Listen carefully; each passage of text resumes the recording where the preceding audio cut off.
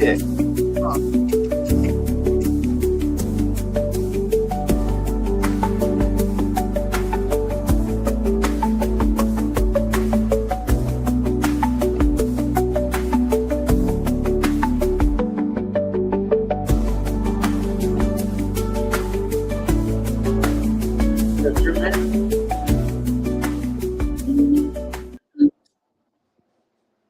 Well, good afternoon. How is everybody doing this afternoon?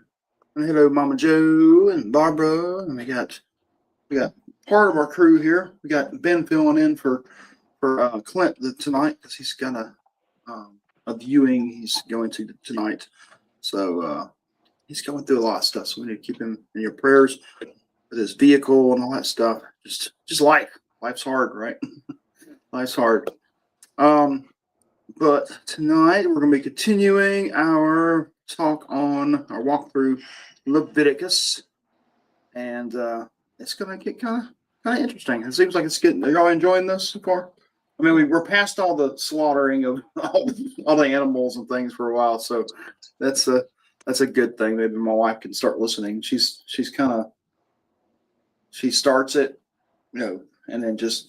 Like, okay, I can't listen no more. She stops because she's like, I can't listen to this. This is too much. But yeah, so we're kind of settling in. We're going to start singing. We're going to finish up this part about this early, the beginning of the practices here, or the with the priests, and then we're going to step into some of the food laws and things, and talk about that as well. So, with that, anybody want to open us up in prayer? Lord Jesus, thank you for this time we have to worship you, to study the Bible, and learn things that we need to know. Thank you for Jason. Thank you for this church. Thank you for what we stand for. In Jesus' name. Amen. All right. So last week we had a death, right? We had a couple sons of Aaron die because they use the wrong kind of fire, wherever that meant exactly. We're going to kind of continue talking about that a little bit here. Where they used the wrong kind of incense. I was listening to Skip Isaac talking about it when he was younger. Actually, it was a very old sermon. He's one of the guys that walks through the Bible. He's done it like 6 times with his church. Been in the same church all those years too, since the Jesus movement. It's pretty cool. Anyways, he's gone through the entire Bible over and over again on their Wednesday nights.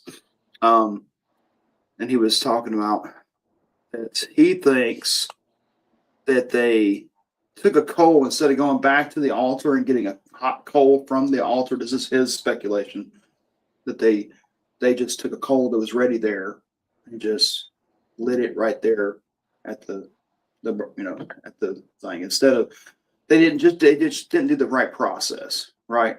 But he did bring up what I'm about to bring up here in verse 8, because it's kind of odd. This is why a lot of theologians think this is the reason.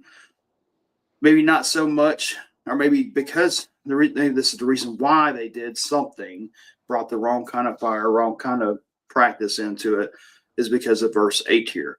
And it says, "And the Lord spoke to Aaron, saying, Drink no wine or strong drink, you or your sons with you, when you go into the tent of meeting, lest you die." Right?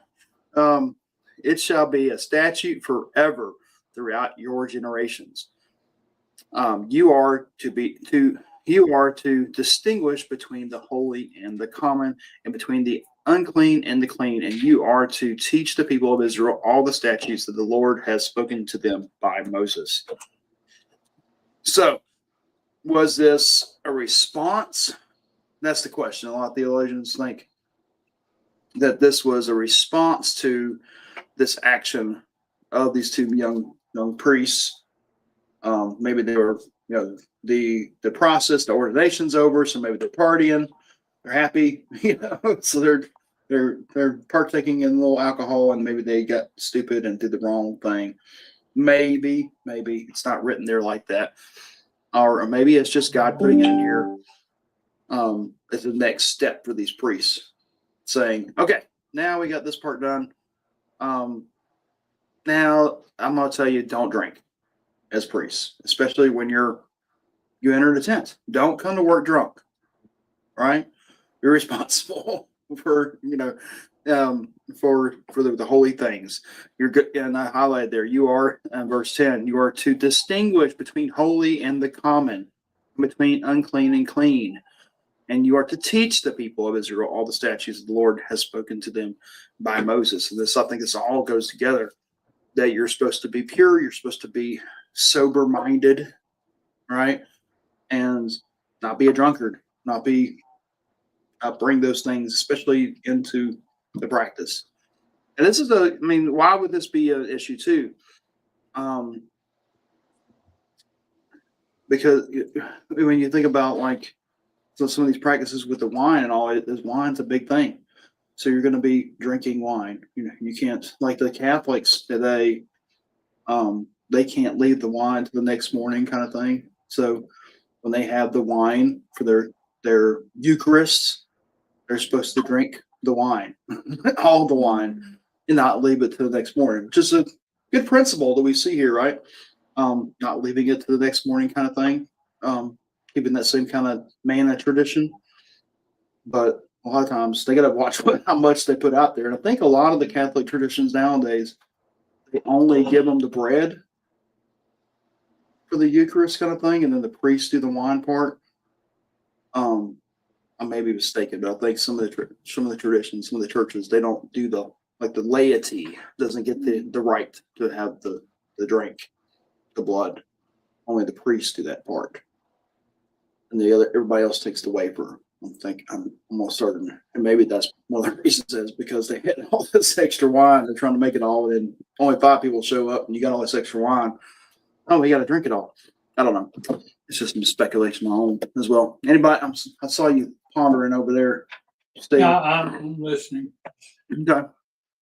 So interject anytime you want to. You just say, "Hey."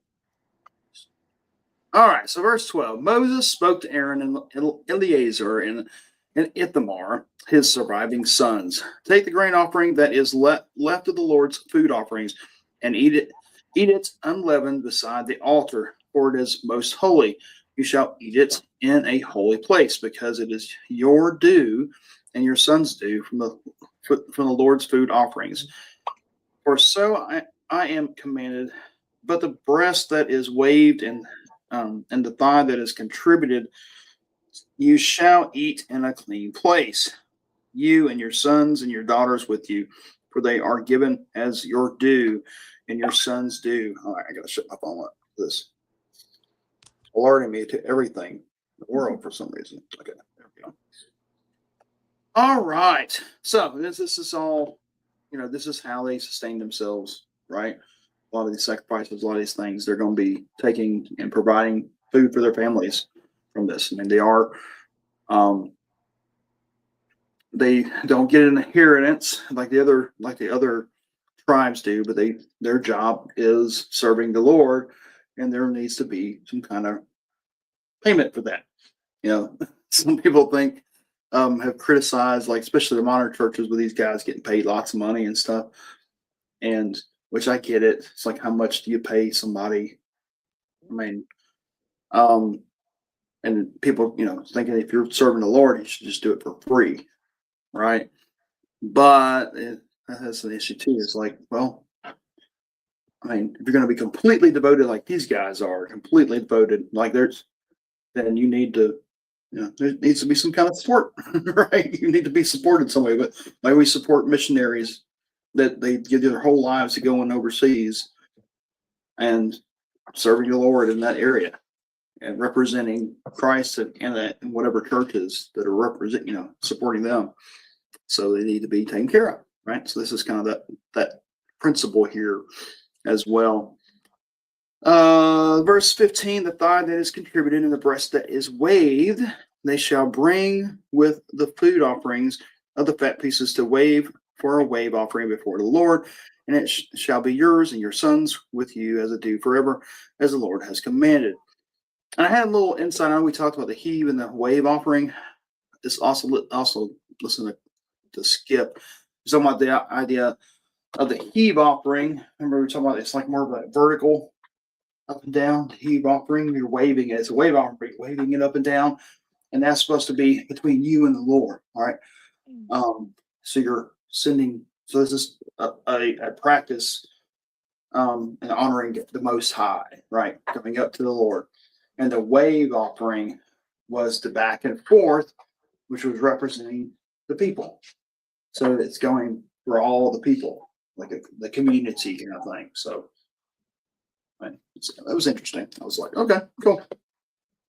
It'd be cool to watch this stuff, and see all these things take place. But all right, so verse 16. Now Moses diligently inquired about the goat of the sin offering, and behold, it was burnt up. Oh no, did we not read this? I thought we did.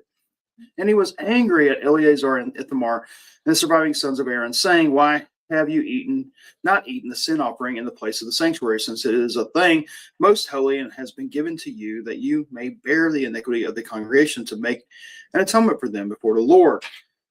Behold, its blood was not brought into the inner part of the sanctuary.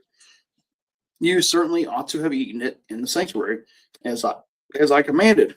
And Aaron said to Moses, behold, today they offered their sin offering and their burnt offering before the Lord, and yet such things as these have happened to me! Exclamation mark there, right? If I had eaten the sin offering today, would the Lord have approved? And when Moses heard that, he approved. Okay, so there's something going on here. So he's asking him, there's kind of a disagreement about how to do this stuff, right? Here between Moses and Aaron. And Moses is like, you're supposed to eat this stuff. You just let it get burnt up. And then Aaron's, I guess he's being hyper vigilant, right? Especially after seeing his sons get burned up. And he's like, I don't want to take anything without God's approval. Well, they were scared because yeah, exactly. This is right after his sons, two of his sons have been burned up.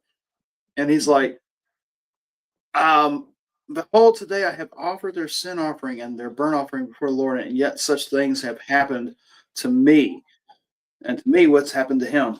He lost his sons, right? So he's like, I'm keeping, I'm keeping low. I'm watching every step. I'm not going out and tasting anything, eating anything, unless I know for certain that we're good. So, and then Moses was like, okay, I got you. I heard you. And he approved. All right. So I think that kind of closes up that. Any last comments from anybody about the whole interaction there? And one little thing there, we see that right after this very tragic thing, this is one thing people in ministry and all that you might be mindful, like Paul, the great example, especially right now with the deaths in the family and all, his mother passing away, his uncle passing away, yet still having to stop that down, right? And put on a happy face, come in here and do and minister to the Lord, right? Still do what he's called to do. And it's hard. It's hard sometimes in those kind of situations. This is the extreme right here, right? Aaron just lost his two sons right here, but he has to keep that. He can't tear his clothes, like we're talking about. Can't show the mourning right now because he's in front of the people. He's representing God in front of the people, and he can't show that. I'm raging right now. I cannot believe God just did this. You know what I mean? Why? Why is this happening? I mean, and this is the biggest indication right there at the end. He's not taking the food. He's like, I'm just not, man. I don't know what's going on. I'm still new to this. And this is, so he's still feeling it, but he's not showing that full emotion. And then his next two sons step up, and I'm sure they're weary of, this is serious. This is very serious, which it is. So, and thankfully today we have, vacations and things we can take, people to take over and fill in for you and give you some time to recuperate and refresh from those kind of things. I don't know if these guys got vacations. Think so? I don't know. I know they have an early retirement plan. The retirement plan's at 50. Pretty cool, huh? Yeah. What was the life expectancy? Yeah, yeah, I'm sure it wasn't that long. Each time? Probably. It probably was 50. It's like if you live to a long, ripe old age, then we're not going to let you do it anyways, right? So yeah, it was. And we'll see those kind of things where the whole it breaks it down. They can't. They have to be a certain age before they can start, and they can, up to 50. Of course, you're still in the Levite clan. You're still doing things for the Lord, but you're retired. You're you're a retired priest. You don't have to do all the heavy lifting and all that stuff. And many of the things like with the Levites and stuff, they did it 1 month of the year? Talking about the priesthood stuff. Well, the Levites, as far as like I don't know how. working around the temple and stuff, like the gatekeepers, like Obed Edom. Mm-hmm.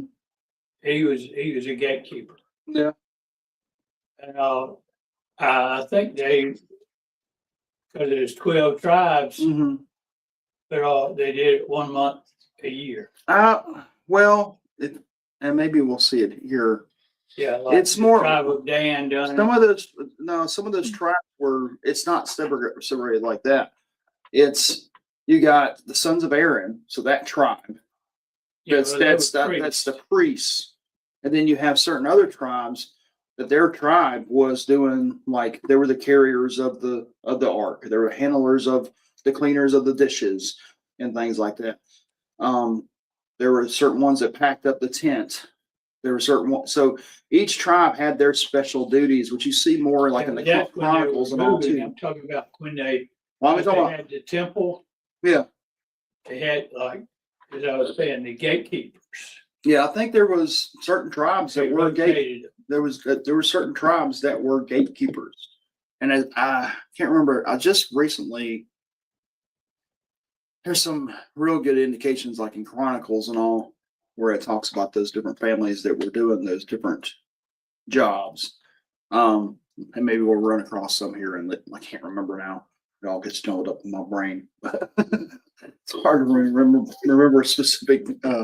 I do context well. I can remember context crazily, but as far as the actual scriptures, where they are, my brain didn't work that way.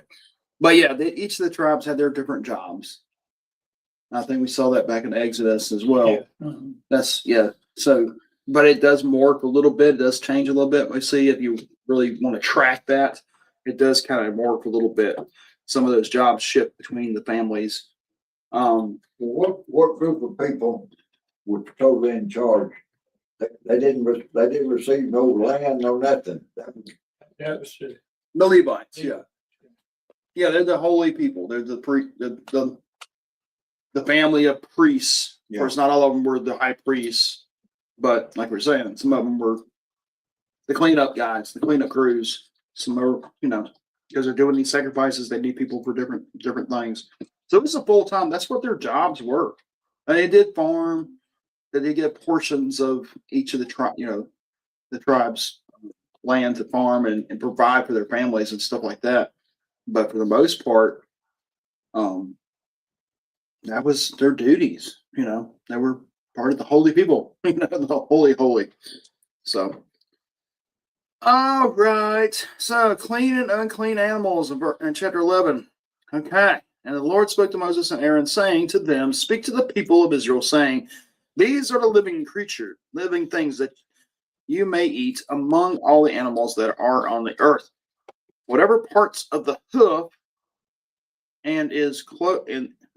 whatever parts the hoof and it's cloven footed and chews the cud among the animals you may eat." Okay. So why? This is one of the questions a lot, I get it. Why? Anybody? Well, the pig has a cloven hoof, but it doesn't choose a Mm-hmm. cud, whatever it is. Yeah. Camel has a cloven hoof. He don't choose a cud, Yeah, camel choose a cut. so he don't have a cloven. Right. So I do something. Like It's made, but okay. So why does God care about what these people are eating? Just in general, trying to look at the grant. We're going to get into a lot of these things, but why? Before we even get into them, why would he care? Anybody? I don't have a clue. Mama Joe, you got any answers? Because God said so. That's a great one. That's a great one. That's so we You're right. Yes, because God said so. But I think also we have this. God cares about even the small things. I talked about that recently too. He cares about even the smallest details. I think we talked about that last Wednesday night actually. He cares about the mold in your house, which we'll get to, which just blows me away. He cares about mold in your houses when they don't even have houses yet. And just when I got to that whole thing, we'll get to it later. I found it so curious. I was like, you really do care about just the minute things. And remember, this is a world where he's telling them, he's giving them things to separate themselves from everybody else, from the world. So even with their food and what they eat, what they wear, how they handle themselves, how they treat others, we'll see when we get like the Leviticus 19 and all, we'll see how Jesus didn't come up with that loving your neighbor, loving the foreigner, loving your enemies. He didn't come up with that, something new. This was in these scriptures, in this law. They were supposed to be different than everybody else. And this is part of it too, is they're going to have their certain dietary things that they're doing. And some of these things, scientists and all have looked at it and said, makes sense. They didn't have the science. They didn't have the education on that level back then, but God did, right? He knew which was healthy for you to eat, what was not healthy for you to eat. Like we'll get into the fish and all, or the shellfish. I mean, everybody knows nowadays, shellfish can be dangerous if you eat it the wrong months. I think there's something with the Oysters. the R's or something, Yeah. those kind of things. I don't even know.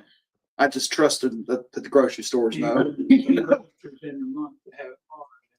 Yeah, Like in the summer yeah, and stuff, they're not good. yeah. The summers and all that good. So when they harvest them, they've got to, but we have processes and all now. We don't have to think about those things. Back then, they don't have that science, right? They don't have that knowledge, but God does. And he's caring for him. He's giving him things. Swine is a nasty, nasty thing it has parasites and everything else in it, especially back then. It loves mud, loves dirt, loves filth. You don't want to eat pig.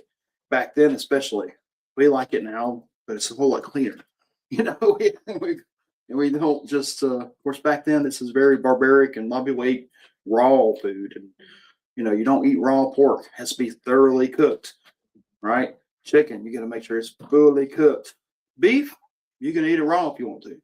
So these are things we know now. It's a lot cleaner food. So there's lots of reason here, but I think the main thing is there's two main things: to separate them from the rest of the world, right? To make them different than everybody else, and say, "I'm not doing this because God," like Mama just said, God said so, right? And also because He cares about them, and He cares about even the food they eat for their health reasons. Because not only a lot of these things are spiritual. Most of what we've been reading through are the spiritual things about sacrificing for the spiritual, for the sins, for all those things. But he also cares about the body, how to take care of ourselves. And the body is a temple, right? And He gave us this body for a reason, so we need to take care of it. He cares about what we eat, what we drink, what we intake in our bodies. We need to respect that creation, and we'll see that a lot in all this law too. That he cares. We saw some in the Leviticus, the Exodus as well, where we see the heart of God caring about the animals, caring about what was we'll see the mother's milk. I can't remember. Don't boil a goat, young goat in Yeah. the mother's milk. Yeah, these these things like that. They're just, it's like, no, that's just not good. Don't do that. Don't do that. You know. Yeah. All right. So, okay. So where are we at? So speak to the people, saying these are the living thing. Blah blah. Okay. Verse 3. Whatever parts of the hoof and is cloven-footed, and choose the cud among the animals you may eat. So they can eat cloven-footed and choose a cud. What's choose a cud? Like a cow has like 4 stomachs, Mm-hmm. but they can Mm-hmm. eat grass, and then at night while they're chilling, Mm-hmm. they can upchuck it Mm-hmm. and eat it, chew on it some more. Mm-hmm. Yeah. It's yeah, it's pretty gross. But and this choose the cud is kind of cool too, because in their Hebrew, I just learned this today, this on the way here. That when they talk about meditating on God's word and in different scriptures, that the term there is what?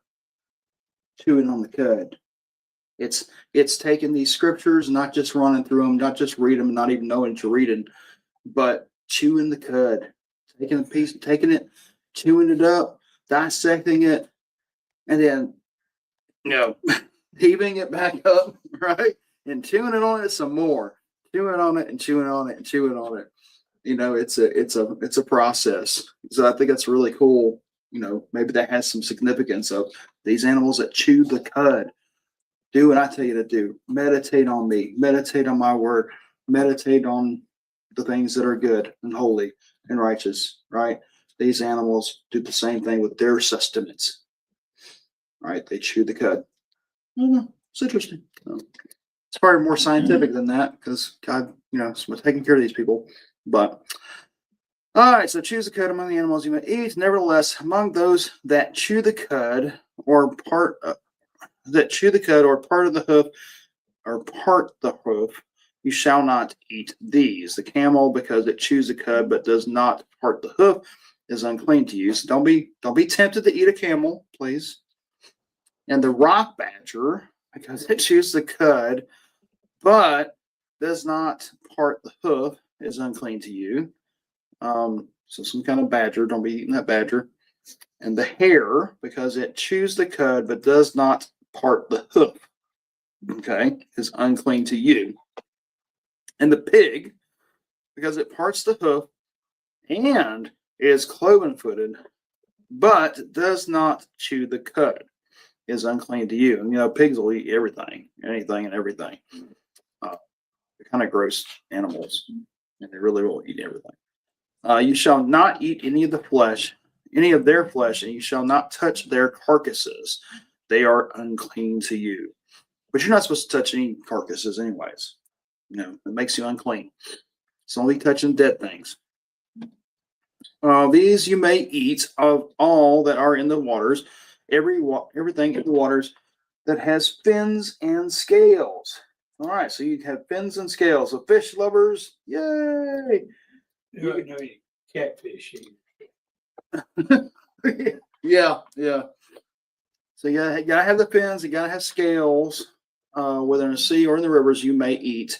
But anything in the sea or the rivers that does not have fins and scales, of the swarming creatures in the waters, and of the living creatures that are in the waters, is detestable to you. So the catfish. So this catfish. They don't have scales. They don't have scales. I think I knew that. And maybe that's it. Maybe that's it. So God knows the science. He's like, they don't have these kind of animals. They're bottom feeders. They're like the pigs of the water, right? They're eating the junk. That's what they are. they're the carrion eaters or whatever. They get all the nasty stuff. It was like a carp there, bottom feeder. Yeah, Yeah. You know, you know how you can prepare them to eat them, How's that? Yeah. right? Like a carp. Mm-hmm. You put him on a green cedar board. Mm-hmm. Just put it in the oven and bake it at 400 degrees. You take it out and show the fish where to eat the board.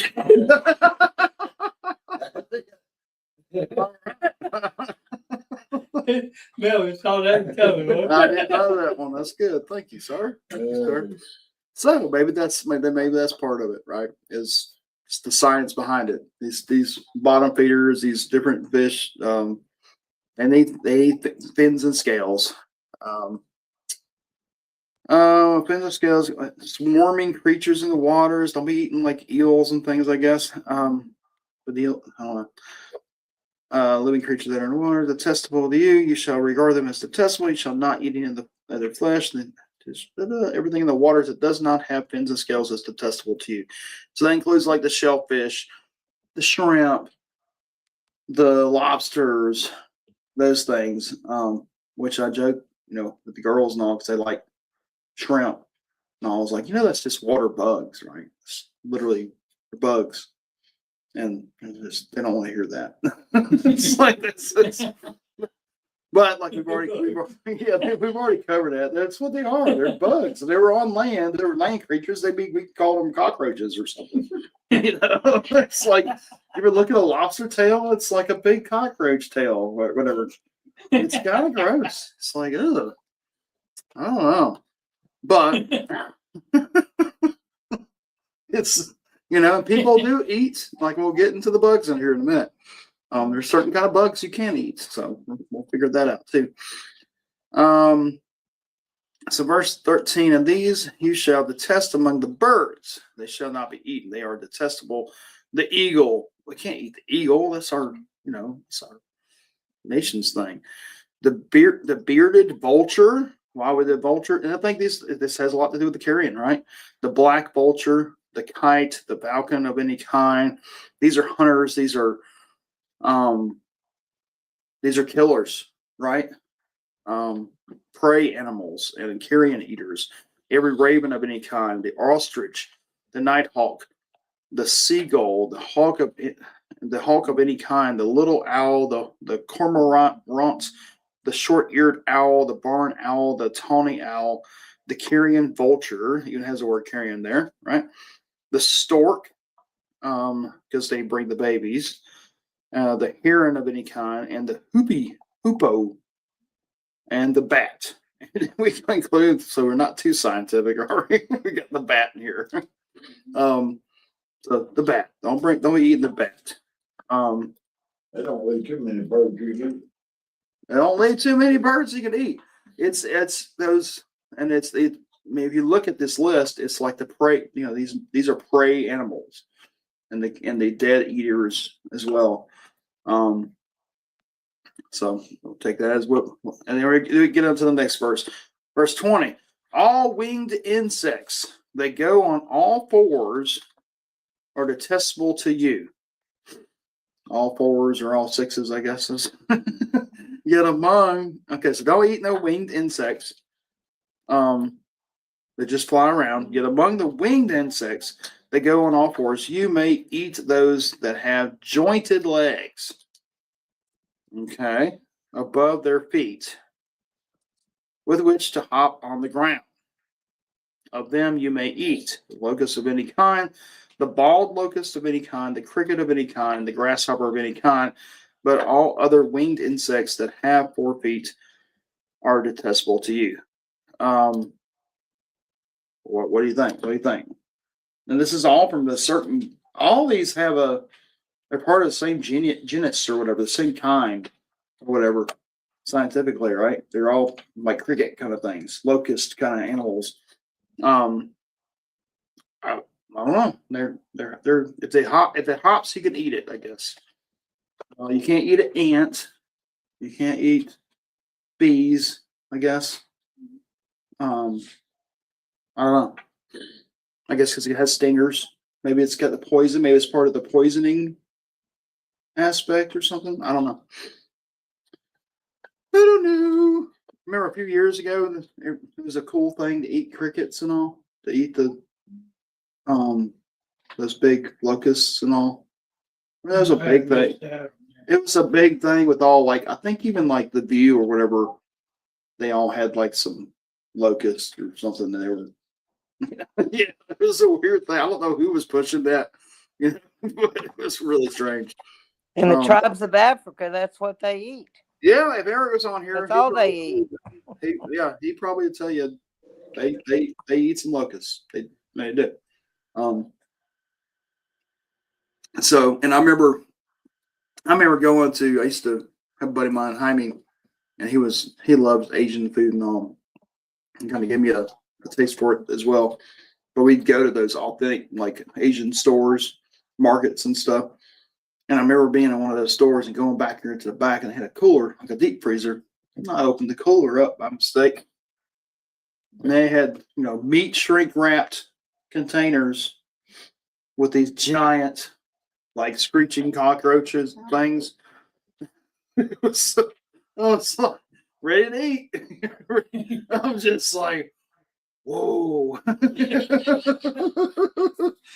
That's wild. Let's eat somewhere else. Yeah. That was pretty crazy. I'm just like, I'm okay. Well, Bible says not to eat that. Oh boy. So don't be eating cockroaches. Don't be tempted to eat those. Whew. Okay. And all right, where are we at? 24. And by these shall become and by these you shall become unclean. Whoever touches their carcass may be unclean until the evening, and whoever carries any part of their carcass shall wash their clothes and be unclean until evening. I wonder how strict that is. We were just talking about bugs.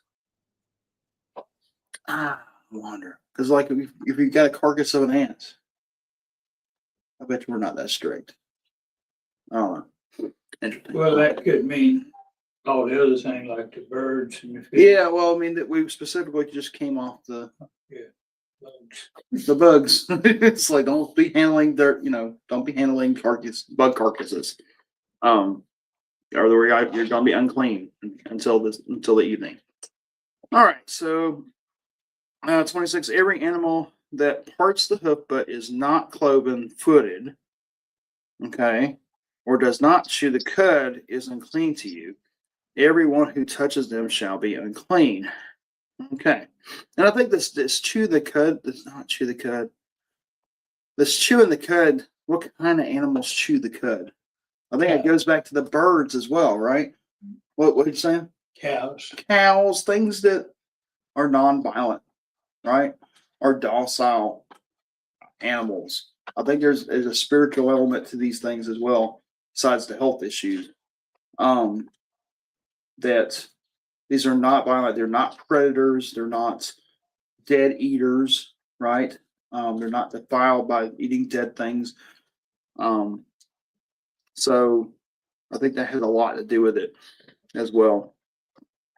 And 27, and all that walk on their paws among the animals that go on all fours are unclean to you. Whoever touches their carcass shall be unclean until the evening. And he who carries their carcass shall wash his clothes and be unclean until the evening.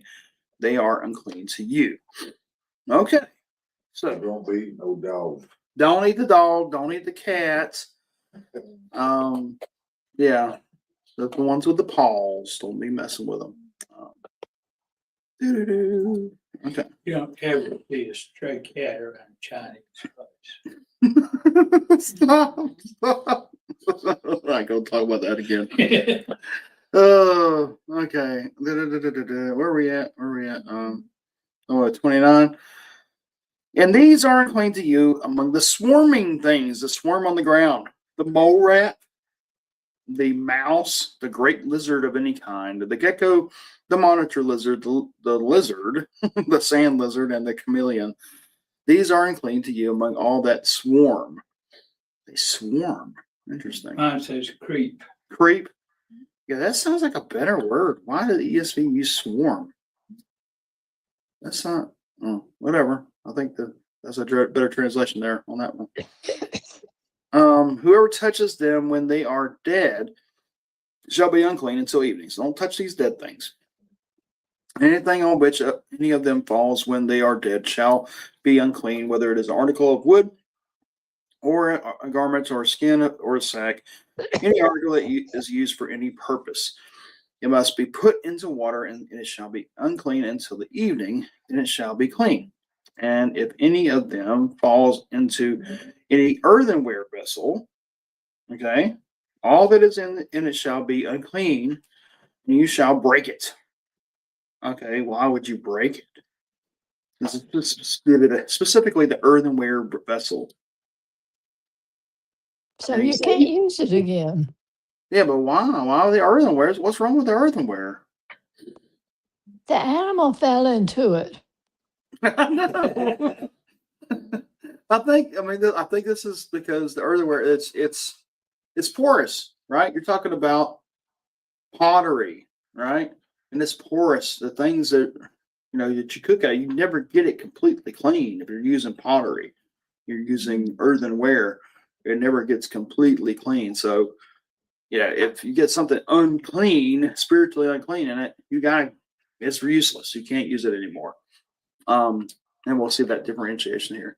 Any food in it that could be eaten, on which water comes, shall be unclean, and all drink that could be drunk from either such vessel shall be unclean, and everything on which any part of the carcass falls shall be unclean. Whether oven or stove, it shall be broken in pieces. Wow. They are unclean and shall remain unclean for you. Nevertheless, a spring or a cistern holding water shall be clean, but whoever touches a carcass in them shall be unclean. So this running water, the idea of this running water, so it's purifying itself, right? So you don't have to tear up the cistern or whatever. And if any part of the carcass falls upon any seed grain that is to be sown, it is clean. Okay, that makes sense. Any seed grain that has been sown, it shall be clean. But if water is put on a seed and any part of the carcass falls on it, it is unclean to you. Okay. Because I guess the deadness, right? The essence of the dead pours on it and soaks into the seed itself. Okay, interesting. 39. If any animal which you may eat dies, whoever touches its carcass be unclean until the evening, and whoever eats of its carcass shall wash his clothes and be unclean until the evening. And whoever carries the carcass shall wash his clothes and be unclean until evening. All right, so he's not saying you can't eat the carcass. Like you've got a cow and it's for slaughter, but it dies, I guess. Then you can still eat it, but you're going to be unclean. Seems what it says. It doesn't say you I can't don't eat think that anything just dies on its own.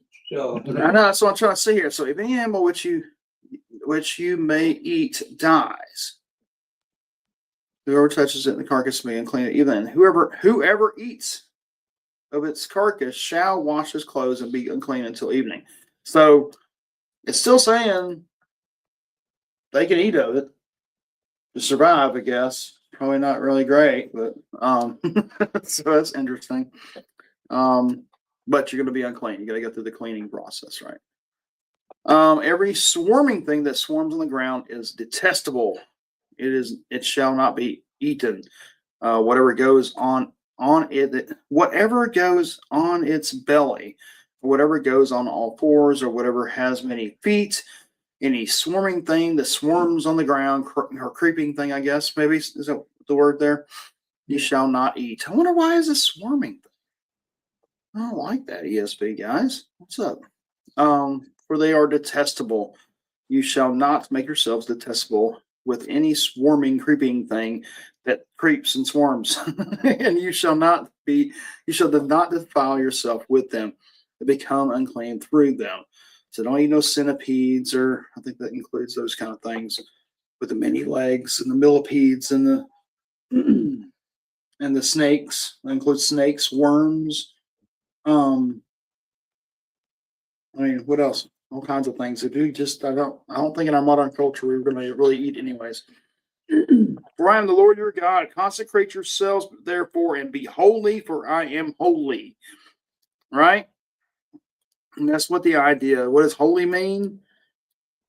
Set apart to God. Set apart to God, right? So consecrate yourself, set yourself apart, right, from everybody else, and set yourself apart from me. This is what this is about. All this is about.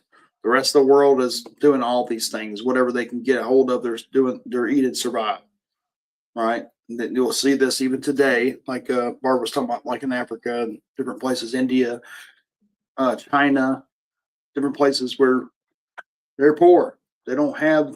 They eat whatever's available, right? Yes, that's just. But here he's saying no, no. You have to eat what is holy. You shall not defile yourself with any swarming thing that crawls on the ground. Here's a crawl. There you go. Right. That must be totally different words. I'm going to look at that later. For I am the Lord who brought you up out of Egypt to be your God. You shall therefore be holy, for I am holy. Yep. You shall be holy, set apart, for I am holy. This is the law about beast and bird and every living creature that moves through the waters and every creature that swarms on the ground, to make a distinction between the unclean and the clean, and between the living creature that may be eaten and the living creature that may not be eaten. Boom, boom. Okay. You got any problem with any of that? I don't really have a. Most of it kind of makes sense. I mean, we talked about how kind of the reasoning behind some of those things. I mean, and especially in that time period. Now we are free to eat whatever, all the beasts, all the creatures, we are free to eat. But that still doesn't make, does that mean we can eat whatever we want? Does that mean we should? Does that mean we should have a diet of Taco Bell and Burger King and, Popeye's chicken every day? Probably not, right? We probably still need to keep our be holy because God is holy. Eat cleanly to what we know, and take care of our bodies. You know what I mean? All right. So, we got a whole chapter and okay. All right. So purification after childbirth. Okay, this might get a little messy here.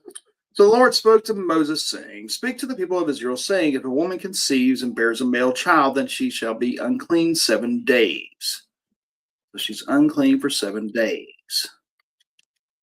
But at the time of her menstruation she shall be unclean, and on the 8th day of the flesh of his foreskin shall be circumcised. So the 8th day,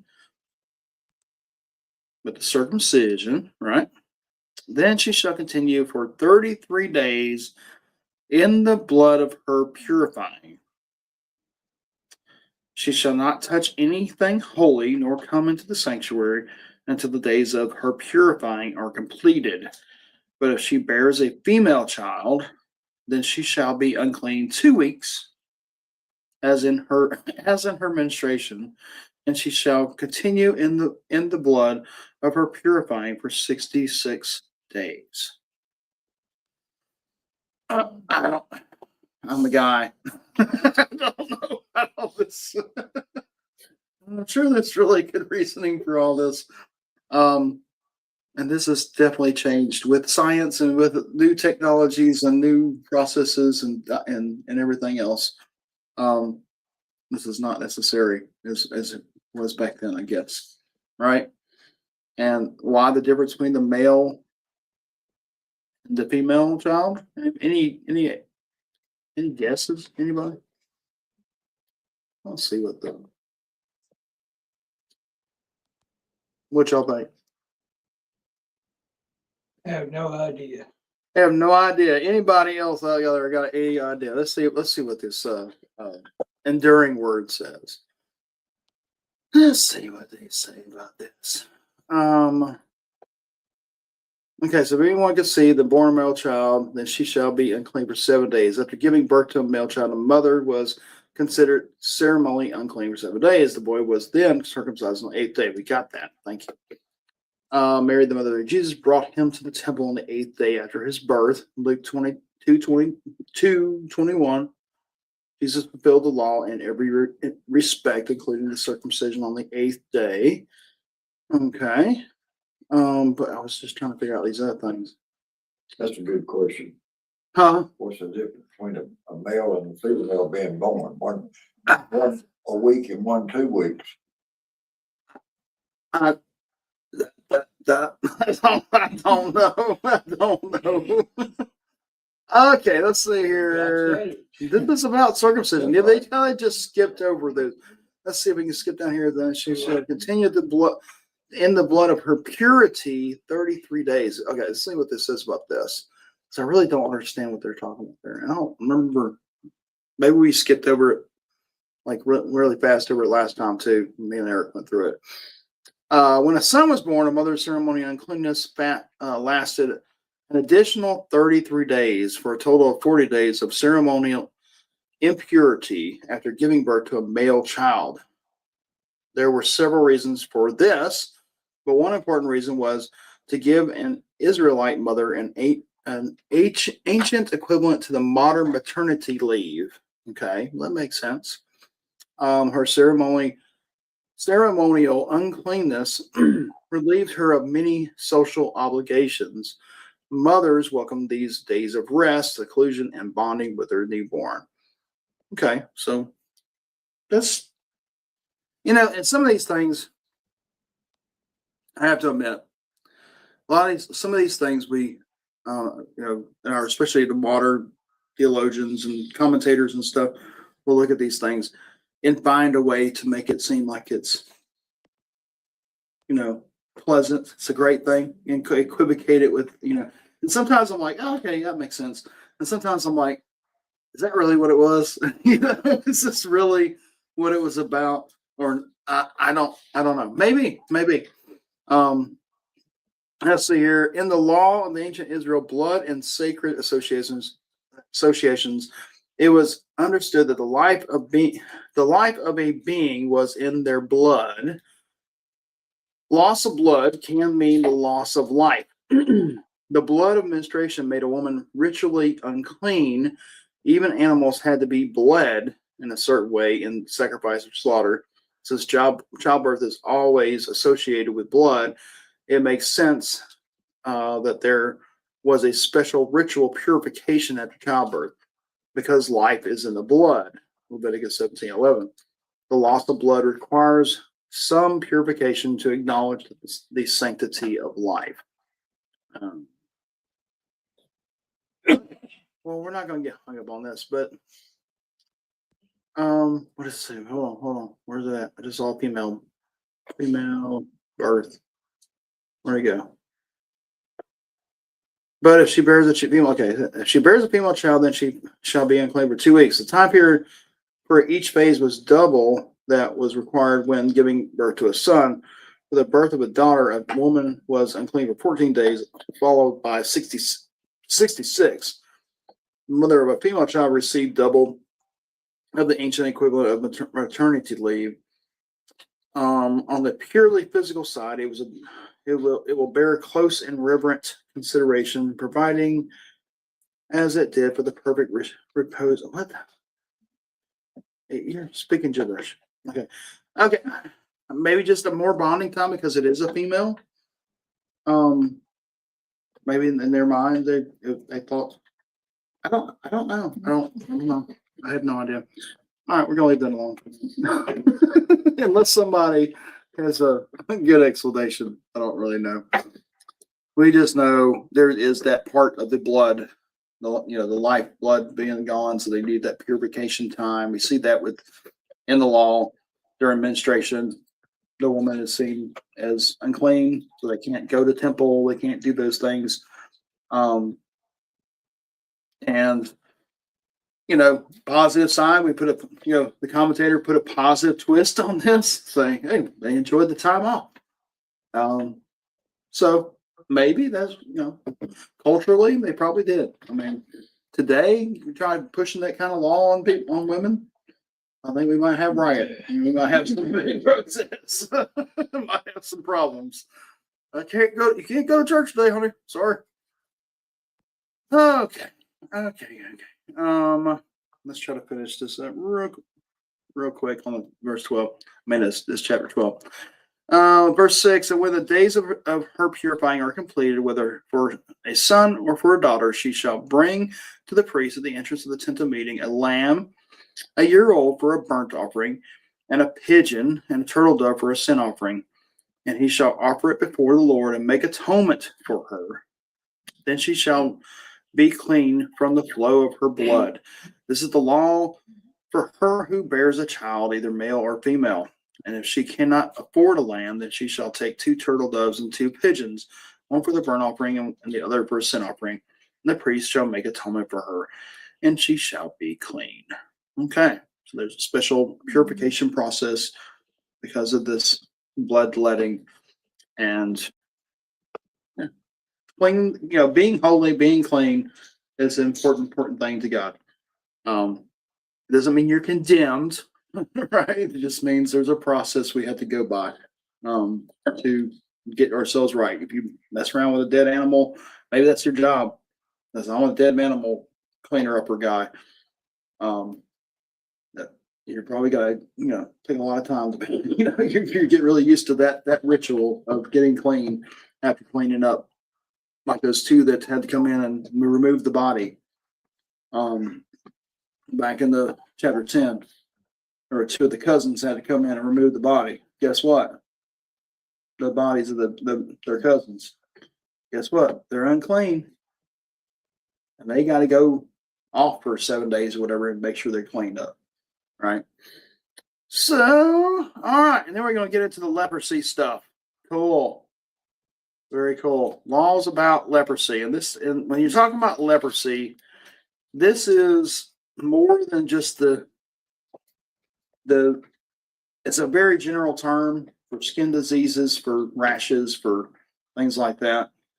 There is a leprosy, which is a terrible, thing that we don't really have to deal with too much in our modern world because of our, because I think it's a bacterial kind of thing.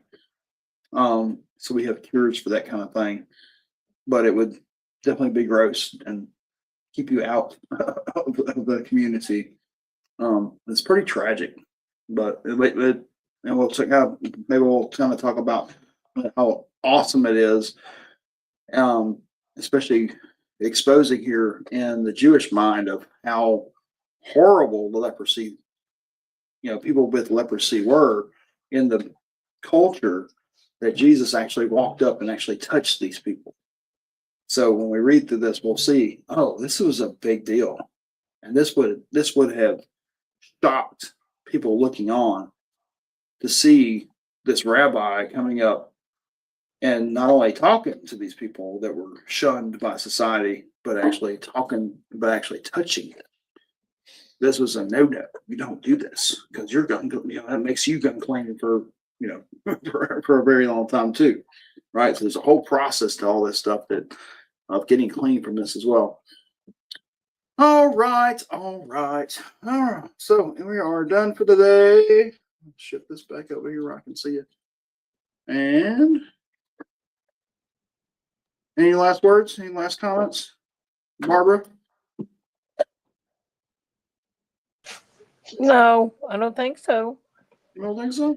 Okay. Well, it was fun. So I figured it out with the cameras. It's pretty cool. I got us up here. I got the dual camera going on here today. So you can see the broom and me at the same time. I'm kind of excited about that. I geek out on those kind of things, but All right. So who wants to close this up? Father, thank you for the honor and privilege of coming into this study. We thank you for what we've learned. And we thank you for what Jason does, and we just ask your blessings for him and his family, for all our loved ones and friends here. We just praise your holy name. Glory to God. Amen. Amen. All right. Love you guys. Have a great evening. Thank you. Love you, Mama Joe.